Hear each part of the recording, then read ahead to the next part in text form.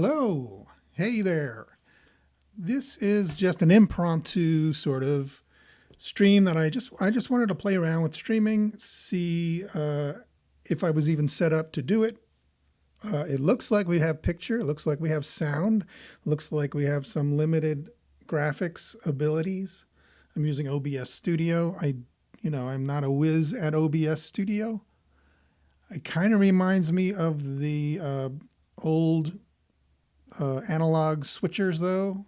I came up in video production, and you have sort of a preview monitor and a program monitor. A program monitor is what's going out, and it looks like we've got some sound and a picture. So why not go with it?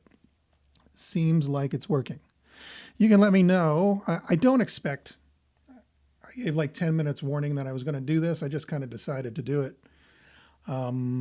So I don't expect anyone will show up during the live stream, but then this will be available later if all goes well, I assume. It's supposed to be available later as a video, so we'll see how that goes. And I have, what do I have? What do I have? I have some notes here. I just wanted to go down the list. I had some things. This is sort of an odds and ends, informal odds and ends, catch up on old business type of video. Because, throughout being a YouTuber, you bring up things in your videos and you'll say you'll talk more about them next time or later, and things get lost in the mix. So I have some notes. Could have done better notes, but maybe we'll do these once in a while, and I'll just prepare better.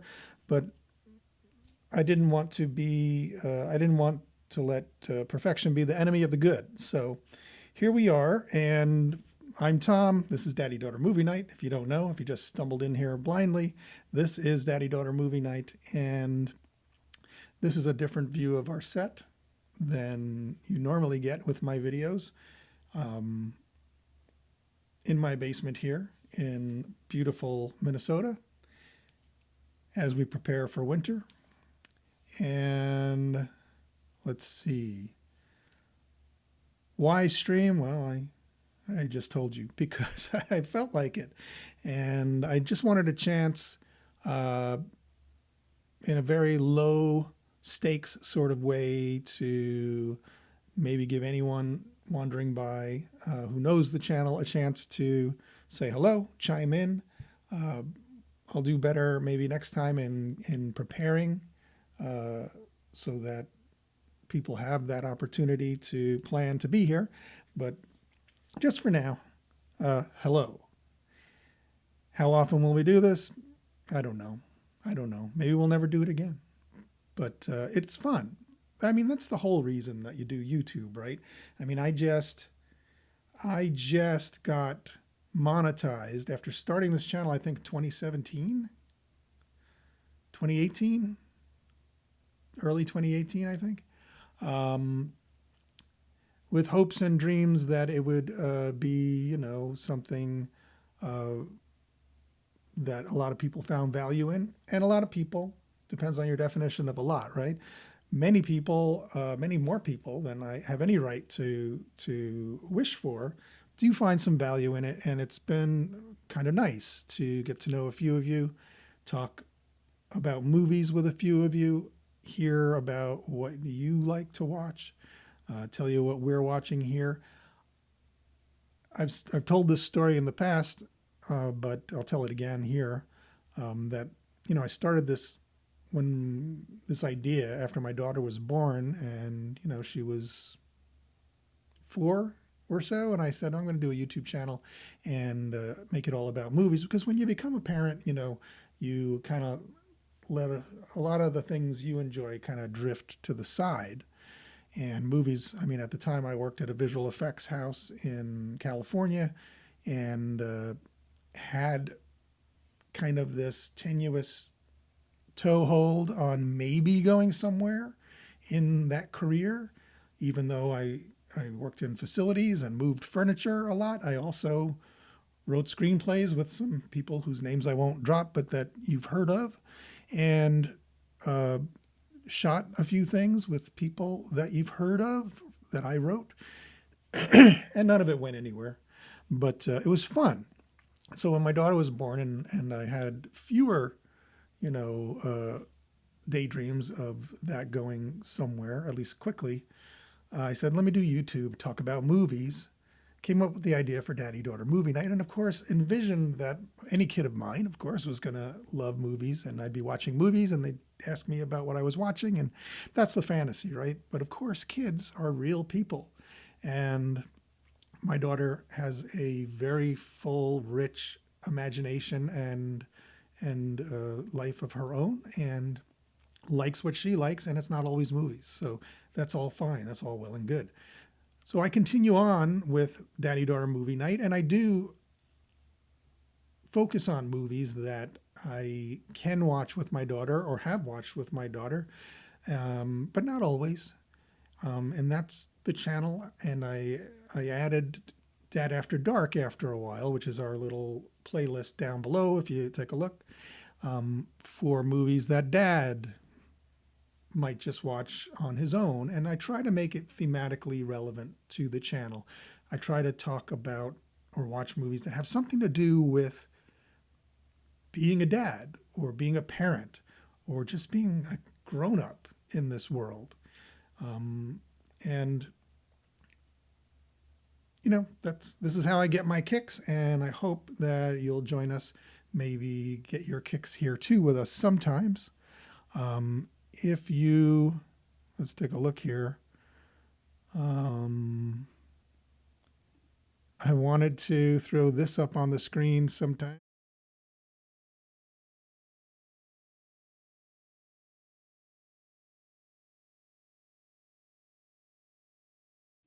For some reason, there's no sound on that graphic, even though I thought I added sound. But if somebody subscribes during this stream, I will put it up on the screen. And actually, that may not happen even in the best of all possible worlds, because I think I limited the stream to current subscribers, so ain't gonna happen. I might lose. It might go down. That number could go down. It's live, but it's not going to go up, perhaps. So that's fine. It's all well and good. I wanted to talk about current events, not news, but my current events, channel current events.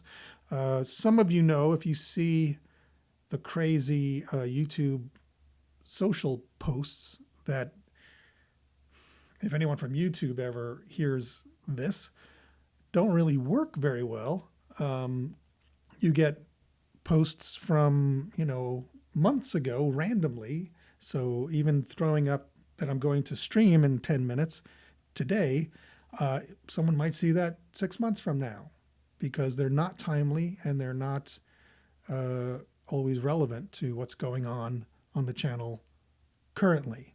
They're just random. And that's a problem, because I think YouTube could be more of a social outlet, more of a social platform, frankly, and that's not its primary purpose, of course. But I would probably leave Facebook if YouTube's social aspect was just a little better organized, just even if it just was linear in time and wasn't so random, because it's not helpful. So anyway,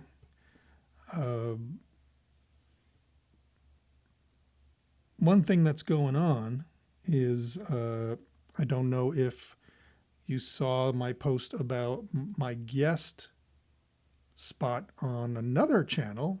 These two guys who run a channel, Brad and Jake, run a channel called Never Did It Podcast, where they have a huge mission. And I'm really in awe of what they've set out to do, which is to talk about the last century of movies. And they do it in a very organized, strategic sort of way, going, decade by decade and talking about the best types of movies from that decade. And they'll assign each other movies that maybe the other one has never seen. And then they'll come together and they'll be from the same decade, and they'll be a drama from the 1950s or what have you, or anime. They're doing a whole animation chapter right now called Animation Boogaloo, I think it's called. And they asked me to be on that because I talk a lot about animated movies because of, what this channel is. And I jumped at the chance, although I was very nervous. I don't do live a lot. This is my first solo live. And they, they were really laid back and cool, and I enjoyed it. And it should be out, I'm guessing, I haven't heard from them officially, assuming it was usable and I did a good job. I don't know. I don't even know. But assuming all of that, it should be out, I think, in probably about a month, given how they're going. They just published something from the animation of the 1950s, and my segment was in the early 2000s. So month and a week, 6 weeks, 5-6 weeks tops, I think, if they go in order and release one a week, then maybe my episode will be out. And we talked about Waking Life. I don't know if you remember Waking Life from the early 2000s, Richard Linklater. I kind of really enjoyed that movie, and it got me thinking about Linklater and all the movies that I've seen and forgot about, frankly. But let's just see how our stream is doing here. Warning, stream's current bitrate is lower than recommended. I don't know what to do about that. This is one of the things I'll put on our list for next time, because I don't know what to do about that right now. I'm lucky we're on the air at all. So there you have it. I'm only streaming in HD, in standard def, I think, or no, HD, but standard HD, 1920 by 1080 or thereabouts. So it shouldn't be so bad, but who knows? Maybe we'll trash this. We'll see. If you happen to wander in here and notice anything about the quality of the stream, please say so in the comments. So yeah, we talked about Richard Linklater a bit. I had some ideas. I might do a Richard Linklater Dad After Dark. I don't know. I was thinking a lot about Richard Linklater because of having to rewatch Waking Life, which I hadn't seen since it came out in the early 2000s. I think it was 2001 or something. I forget. And he does a lot of that sort of random walking, talking, episodic, little vignette stories in his movies. And, he did Slacker, if you remember Slacker. That was, I think, the first movie of that type, where you don't spend a whole lot of time with any character. And Waking Life is another play on that format, except you spend a lot of time with one character drifting through all these scenarios, and it's kind of interesting, and it's all animated. And the animation style changes given what the flavor is of each encounter. And it's kind of cool. It's fun to watch. I enjoyed it a lot. And it made me think about Slacker. It made me think about some of the other Linklater films that I'd seen and what he's maybe getting at with this way of making movies. So I might do that in a Dad After Dark. I probably won't do it until after my segment of Never Did It podcast airs, because I don't think it's fair to come out with a video about, something that you kind of committed to talking about on someone else's channel. I think that would be kind of rude of me to do. But so I won't do that until after theirs comes out, even though it'll probably be very different. And I need time to think about it anyway. And we also talked about Tokyo Godfathers, which I had never seen. And it was an interesting film. It was an interesting movie. It reminded me a lot, as I think I say in the episode, of Terry Gilliam and Robin Williams. Uh, um, that sort of scenario. What was the name of that film? It'll come to me as I'm talking, but uh, and I kept thinking during that movie, why isn't this live action? This would be a great live action movie, but it's a great animated movie, as it turns out. Okay, so that's coming up. Look for Never Did It podcast, and don't wait for my episode. They have tons of great episodes. Really dedicated couple of guys, and their videos are all different lengths. Sometimes they talk for quite a while, and sometimes they have little snippet videos on a very precise topic. So something for everyone on the Never Did It podcast. So go take a look at those guys, and I'm just in awe of their mission to spread that sort of knowledge on people about the history of film.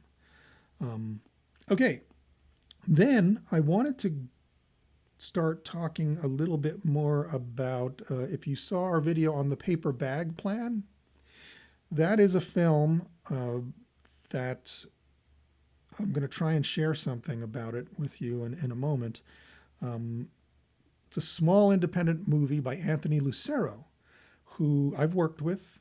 I worked with at Tippett Studio when we both worked there. He was a visual effects editor.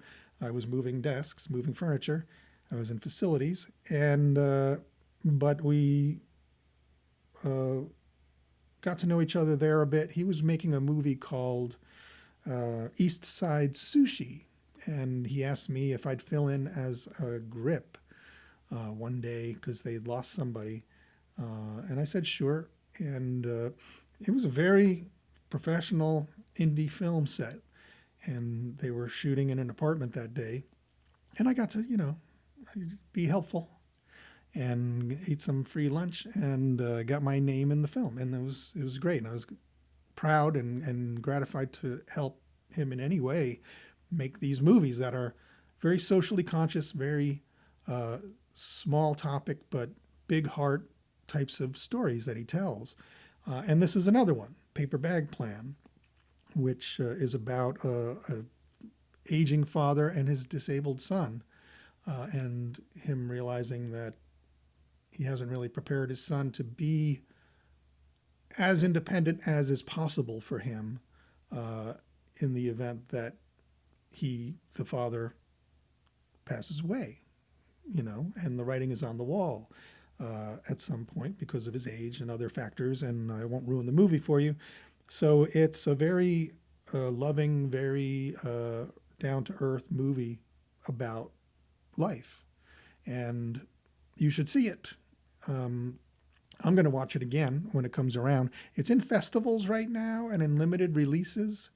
I think it's kind of done with festivals. It's won a lot of awards, and it's in limited releases here and there throughout the country. It hasn't come here that I've been able to see anyway, here in Minnesota, but why would it? We're kind of out there in terms of, I think though in Minneapolis and St. Paul, it would have an audience. It would have an audience, but you would have to get the word out. So anything we can do there to get the word out, if it comes here, happy to do. But anyway, it's in limited releases. It pops up at a theater for a couple of days here and there, mostly in California, but all around. And let me see if I had something ready to go to share. Let me see if I can share anything. Let's take a look.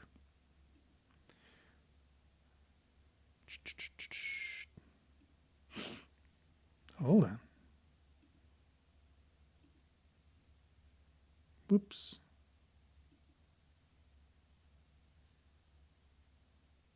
Here it is.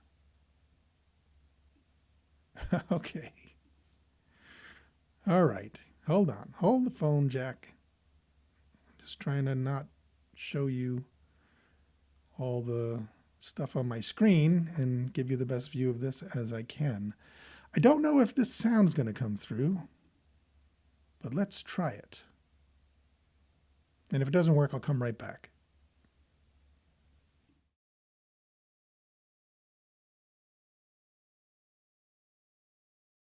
It on the marquee right now because I want to add some more information about this amazing upcoming event we have with Paper Bag Plan. First things first, I'm moving Spinal Tap 2 to the left so I can add one battle after another to the now playing section. I do have to note that I lost some of the footage from this recording. Luckily, I noticed my phone storage was full and fixed the problem and didn't lose too much, but you will see Paper Bag Plan just jump up to the top there. Paper Bag Plan will screen at noon on Sunday, October 5th, and then after the film from about 2 to 3 o'clock, we will have a live Q&A from the writer-director Anthony Lucero, star Cole Massey, and his mom Michelle. Anthony, Cole, and Michelle will be zooming in on the big screen, and you will have the opportunity to ask them questions directly. It's going to be so fun. I've seen Paper Bag Plan. It is warm, uplifting, and empowering, and it features authentic disability representation. In fact, the theater will be donating our proceeds from this event to United Cerebral Palsy. Our next retro night will be on October 15th, and it is Death Becomes Her. This is going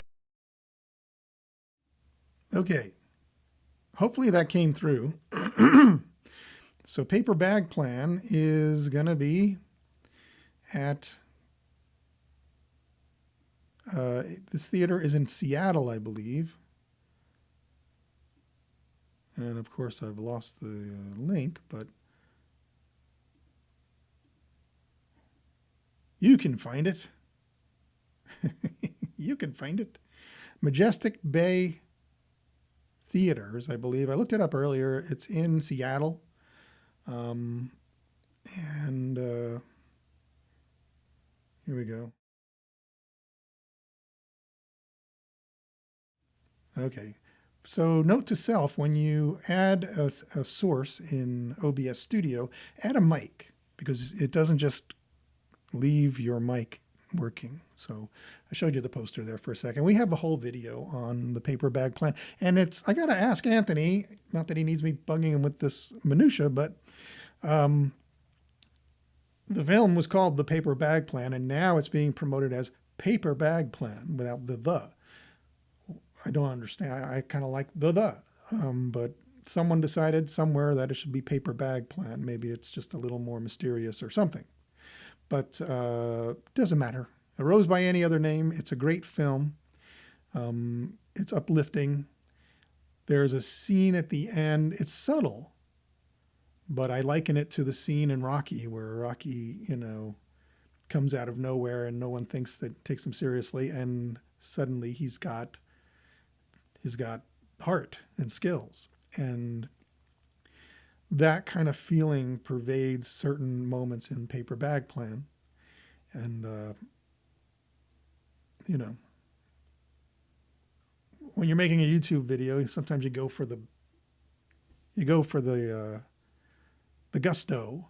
So you can compare anything to Rocky really, and someone will latch onto that and go watch it. But it has nothing to do with Rocky. It's just that emotion that you got maybe the first time you watched the underdog succeed where you weren't sure he was going to succeed. And, it'll bring a tear to your eye. So Paper Bag Plan, check it out. It's at Majestic Bay Theaters on what was it, the 10th, I think it said? No, the 5th, October 5th, coming up, just a few days. Today's September 30th. If you're in Seattle, beautiful downtown Seattle. I've never been to Seattle. I've driven by Seattle. I think it's nice. Anyway, that's that. It's not streaming yet. People have asked me if they can stream it. It's streamed intermittently on Eventive, which is a platform online that works in concert with the festivals. So if something's in a festival and you can't make it to the festival, that festival has an account on Eventive and will stream it at the same time that they're showing it, or during the same dates that they're showing the film, that they have the rights to show the film, and you can stream it. But then it goes to another festival, and you may or may not be able to stream it in association with that festival. I caught it in association with one of the earlier festivals it was in, and it was awesome. So I don't know if that's happening again. Maybe I'll throw up a post if I notice it, or if I hear something from Anthony, or if Anthony posts something about it being available to stream. But that's the order of things, right? It's festivals, then cropping up in regional releases, and then, gets enough attention and it will be streaming at some point, unless it goes to a wider release, which would be awesome, because then I could go see it again on a big screen. I haven't seen it on a big screen, but I would love to. Okay, little bit of channel goings on. I told you about the Never Did It podcast, and my appearance on that should be in the next few weeks. We got monetized this year in, let me see, do I have another? Is it fair to, there we go. There we go. Is it going to switch over? There it is. Okay. I don't know that I like this. This is too close. This is just my MacBook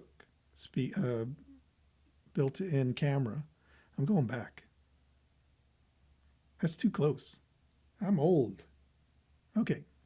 This is just fine. This is all we need. So we got monetized. And how did we get monetized? A lot of people are interested in monetization stories. So let me tell you mine. And it's not, really a great story, but I'm going to tell it anyway. We were just plugging along, making our videos, and I was looking for a movie to review that wasn't just a mainstream movie that everyone reviews. I try not to do that, he said, having just published a video on K-pop Demon Hunters. But there's a reason behind that. But quite often I'm just trolling things like Canopy, which is the free streaming service that's associated with the U.S. public library system. And they get movies that you don't always see everywhere. They also get mainstream movies after the fact. But they make an effort to carry films for streaming that have something interesting going on beyond the mainstream. And so they had this little animated film that looked very cheap to me, but interesting. And it was called Away. And it was by a guy named Gints Zilbalodis from Latvia. And I didn't know anything about him. And I started watching it one night, and I turned it off a few minutes in because it looked so inexpensive. And I worked at Tippett Studio, like I said, for over 20 years. And my brain is used to seeing Hollywood animation, Hollywood visual effects. And this was clearly, and I think it even said so in the notes, made in, a 2D package or something like Blender. And it was, in fact, made in Blender, which is a free animation software, which I've used. I taught myself Blender because I wasn't able to get a license working at Tippett. I wasn't. Licenses are expensive, so they keep them for the paying gigs. And so I taught myself Blender, and I was making short films at the time, and made a short film that was live action but needed a couple of effects. And I did a little bit in Maya. Oh, I am getting Scam Likely. Bye, Scam. That was my friend Scam Likely. So I was doing a little bit in Maya, but it was an outmoded Maya. All the professionals where I worked were using Maya.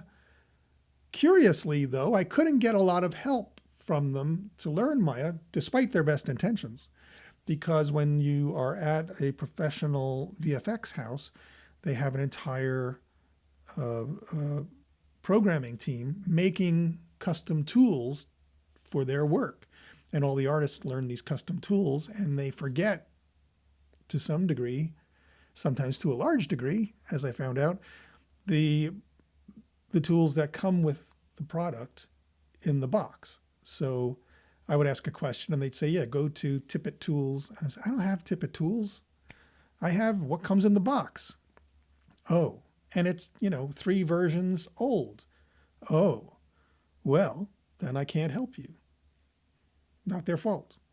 So what did I do? I did a little bit in Maya and built a little scene from scratch in Maya, and it came out pretty good. But I also taught myself, with that lesson under my belt, to do Blender. And I'm trying to teach my daughter to use Blender because I think she'd love it. And Gints Zilbalodis used Blender to make Away. And when I found that out, I went back, I ran it again, and I watched it. And I was kind of transfixed after that because I gave it more of the benefit of the doubt. And that's an important lesson in watching these niche movies, is give them the benefit of the doubt. And even some big scale movies too, you wind up giving the benefit of the doubt, depending on your tastes. And I did learn Blender and watched Away and realized how much work it was, realized how smart this guy, Gints Zilbalodis, is to keep the camera moving and create tension and economy of storytelling by not having everything be a new shot with new lights. He just moved the camera through his 3D world and picked up on what he needed to show in these long continuous shots and made the movie flow and really work in an economically viable way, both visually and probably financially. So and then by the end of it, it's real. I mean, he's just a gifted storyteller. His success is not about using Blender, and it's not about style and economy, although that all plays into it. He's just a gifted storyteller, a visual storyteller. And if you go back and watch his older films, his student work, you see it right away that he can just keep your heart in a story very quickly, get it in there and keep it there. So that was a way. And then I started to see, I said, well, what's this guy up to? So I started to research him and saw that he was making a movie called Flow. And no one had heard about Flow at the time. It was months and months and months before it got into the Academy Awards. And it was mostly a point of limited pride for the people in Latvia. And I saw Flow. When did I see Flow? It was streaming.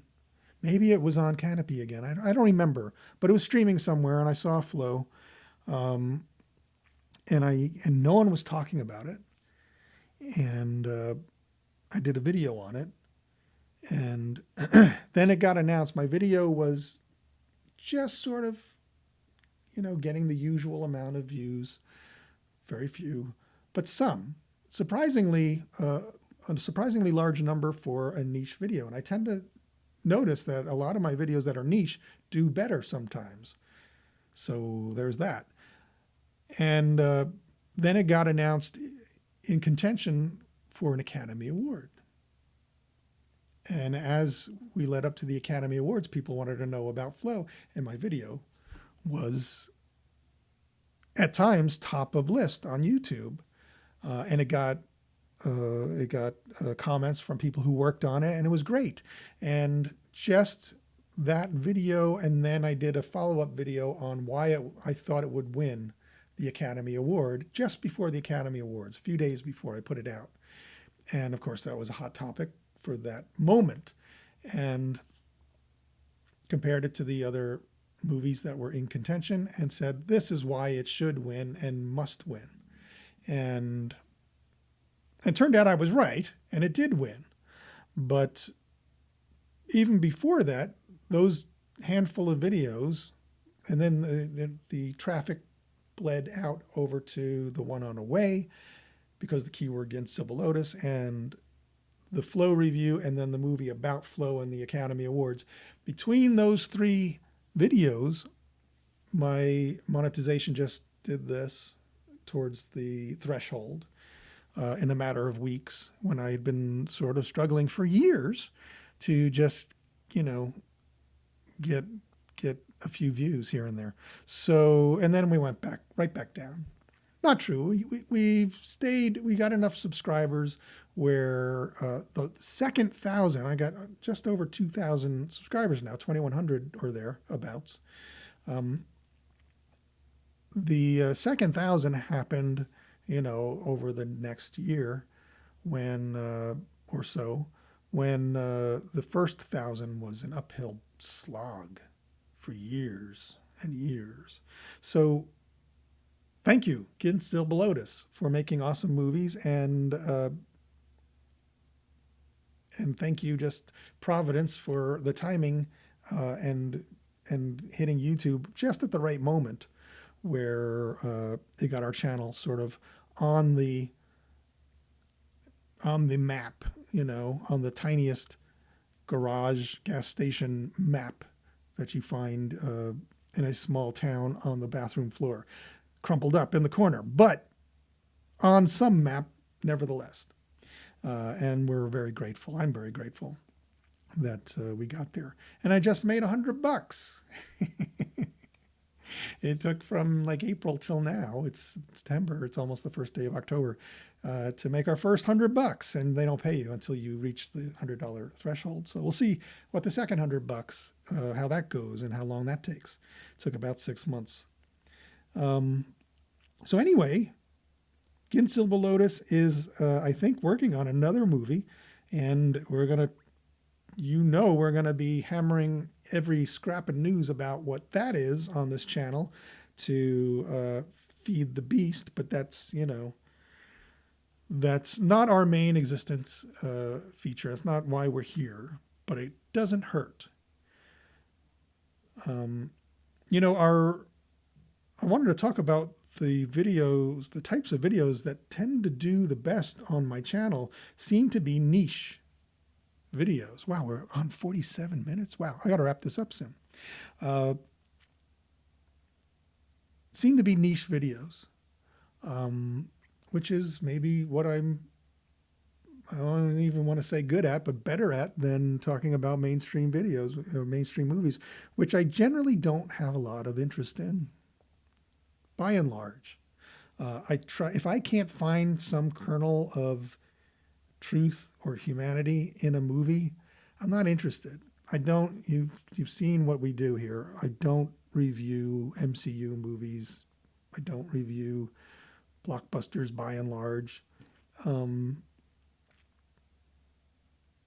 It has to be something that feels personal, or at least speaks to me personally when I see it, or has a lot to do with parenting, being a good dad, raising a kid, education problems and issues, and interesting things like Sketch that we just did was interesting for that reason.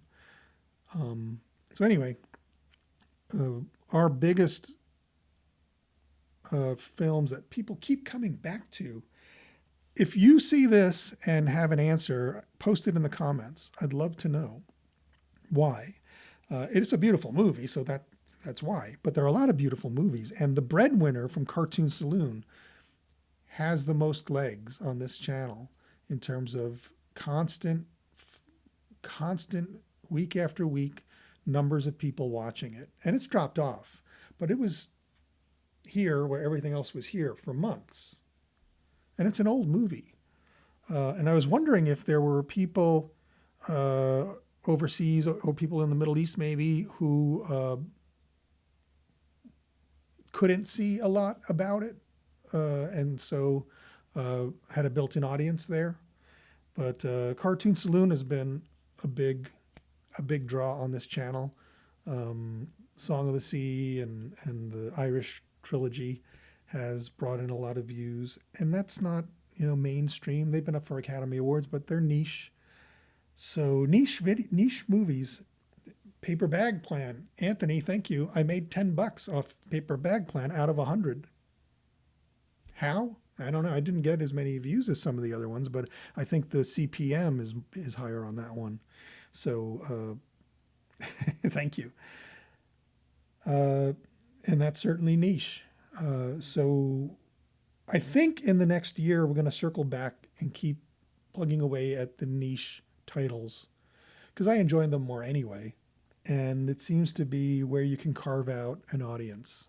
Carving out an audience in big movies is really hard and not that interesting.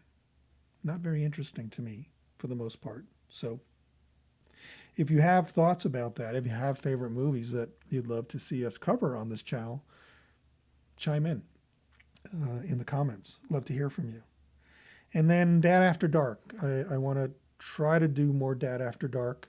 And those are, it's sort of one for me, one for them type of thing. We stay on brand with Daddy Daughter Movie Night playlist. And then Dad After Dark, yes, we try to do something on theme, but it doesn't have to be. It could just be something that as a dad, the day is over, you're tired, you get to put on whatever you want that speaks to you about just living the life of a parent, perhaps, but anything, just as being a grown man in a world with lots of preconceptions about what that is, and maybe not all of it,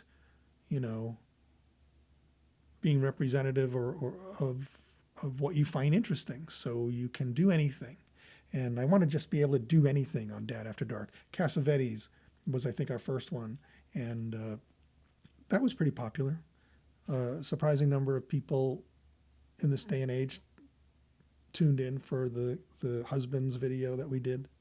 Got some very nice comments from women, from wives and their husbands about husbands. Would love to see that sort of thing continuing. And maybe Ghibli. I know Miyazaki is supposedly retiring, but then they say he's not retiring. So if he does something else, we'll be there for that. But that's about it. Those are my notes, guys. No one at all was on this stream, and that's okay. We didn't expect anyone to be, but it was kind of cool to just do it, see if it works, see if it looks any good. I don't know if it will. And then connect with you a little bit more in a personal way like this. It was fun, and I hope it turned out. It's still going. I still have the warning that the stream is not great quality, but it's there, and not a lot is happening in the frame, so maybe it doesn't need a huge bit rate, but we're going to see. And we're going to solve that problem if it is indeed a problem for next time. So I think we're going to wrap up. Thank you for watching this. Thank you, as always, for your support. Please subscribe if you haven't and hit the bell. You can support the channel over at Buy Me a Coffee. Links in the notes somewhere down below, or become a member. We have one member on YouTube and one member on Buy Me a Coffee, and they're wonderful. And it's great to see. We'd love to have some more so that this channel can support itself someday.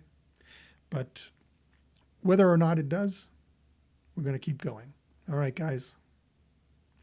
See you soon.